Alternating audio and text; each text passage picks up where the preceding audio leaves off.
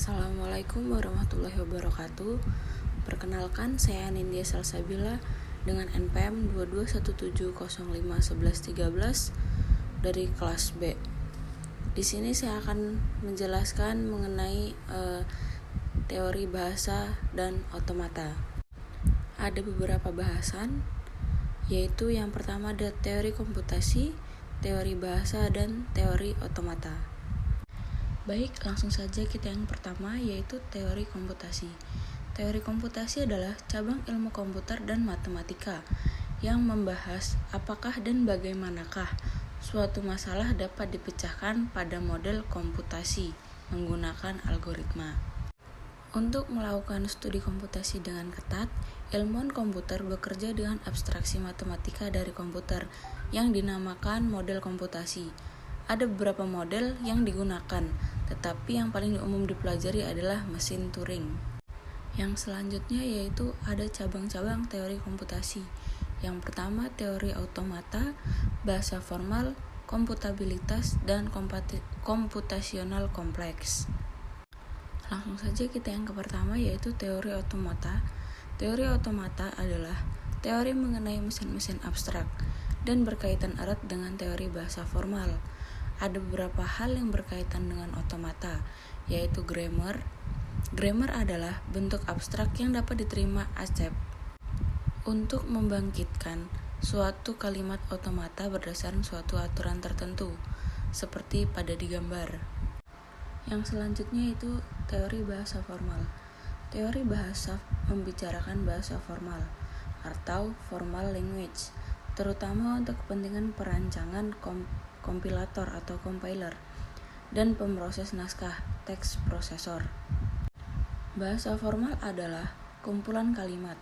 Semua kalimat dalam sebuah bahasa dibangkitkan oleh sebuah tata bahasa atau grammar yang sama.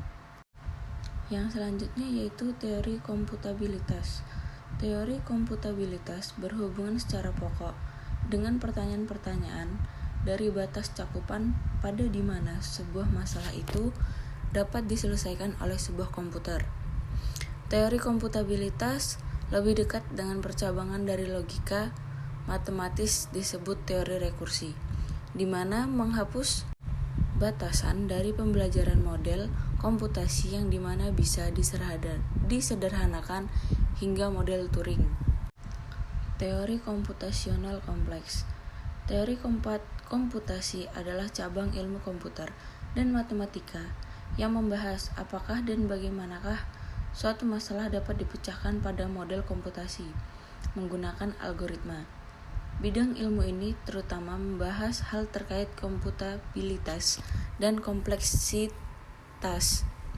dalam kaitannya dengan formalisme komputasi. Yang selanjutnya yaitu teori bahasa. Teori bahasa merupakan suatu gagasan mendasar dalam komputasi yang menjadi tools untuk mengenali persoalan. Gagasan dasar tersebut dimodel dengan suatu simbol-simbol yang mempresentasikan juga suatu fungsi dari komputer digital. Yang terakhir yaitu teori otomata. Otomata merupakan suatu bentuk atau model matematika yang memiliki fungsi-fungsi dari komputer digital, yaitu menerima input, menghasilkan output, bisa memiliki penyimpanan sementara, dan mampu membuat keputusan dalam mentransformasikan input ke output. Mungkin cukup sekian yang dapat saya sampaikan. Apabila ada salah kata, saya mohon maaf. Saya akhiri.